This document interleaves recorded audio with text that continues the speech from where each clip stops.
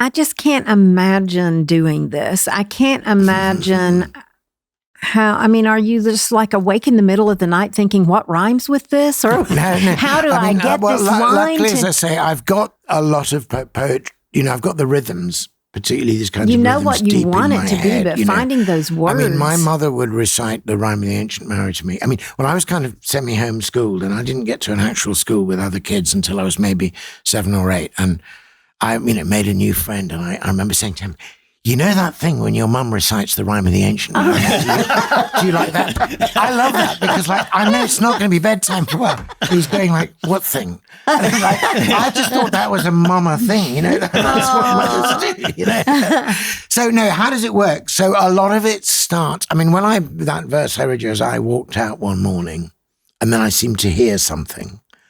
That literally, people think I'm being metaphorical there, but I'm not. A lot of my poetry starts, and my walks, I try to walk 3 times a day. My walks are the time for both poetry and prayer.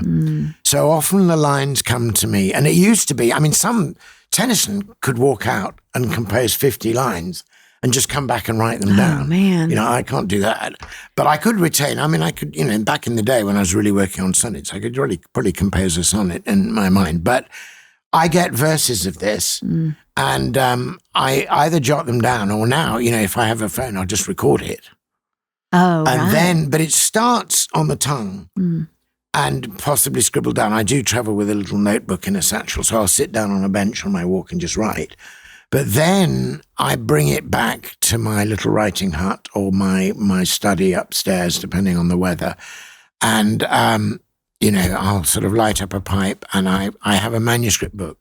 The whole of this, and indeed the one, has been written out originally with a fountain pen, on blank unlined paper. And often, at the beginning, when I was really working on getting the form right, I would just use the left-hand page for the first draft and leave the right-hand page for the extra lines and the crossings in.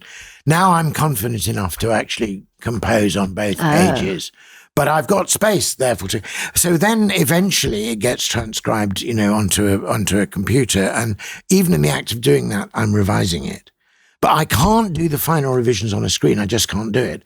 I'm not a digital native. So after I've done, 20 or 30 stanzas, which I've then transcribed, I print it out. Yes. And I go back to the same little hut that I wrote it down with, and I make ink emendations. And often there's a word that's been waiting. And I've used a holder, a filler. That's not. Right. I know that's not quite right. I know the word herself will come soon and tell me. Write me.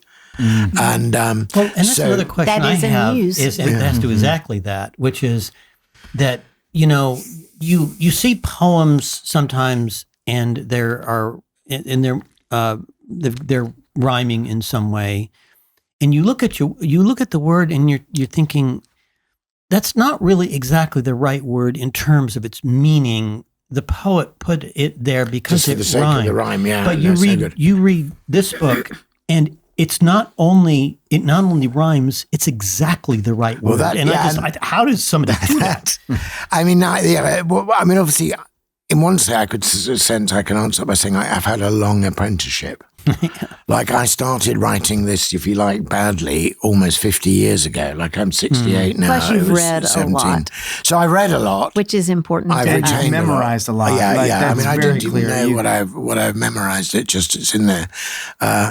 But you kind of have to, when I was first, under the Keats influence, I was longing for those beautiful sounds, but I was also gushing a lot, and it was full of hyperbole, and as I say, it was kind of quoths and doths and prithies, and I spent earlier on. I was obviously, you start as a poet, you're a wannabe poet, you eventually have to figure out what this is. But I started off saying, why was I not born in the 1790s? How was I not a young companion of Keats and Shelley? And so I wrote as though I were. Right. I wrote, and I just rejected the age I was in, and so I was just pretending to be that.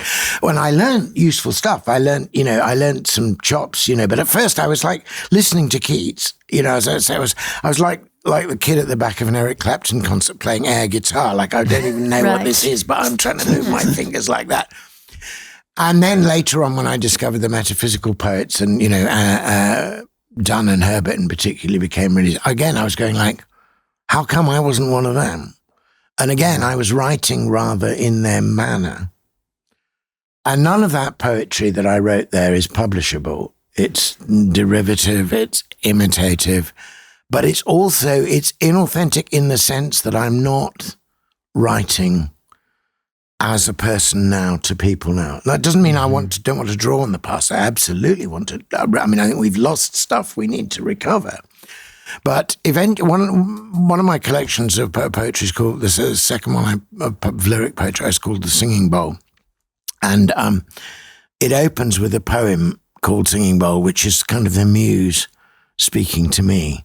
And it's the piece of advice I needed, when I was 16 and had to wait in my 50s to really understand. So that poem begin the song exactly where you are. Remain within the world of which you're made. Call nothing common in the earth or air. Accept it all and let it be for good. Start with the very breath you breathe in now. This moment's pulse, this rhythm in your blood. So you have to be authentically in the world. It doesn't mean you're happy with the world you're in. It doesn't mean that you don't want changes and transformations and you don't want to call people to a kind of awakening to what they've lost. But you have to be where they are.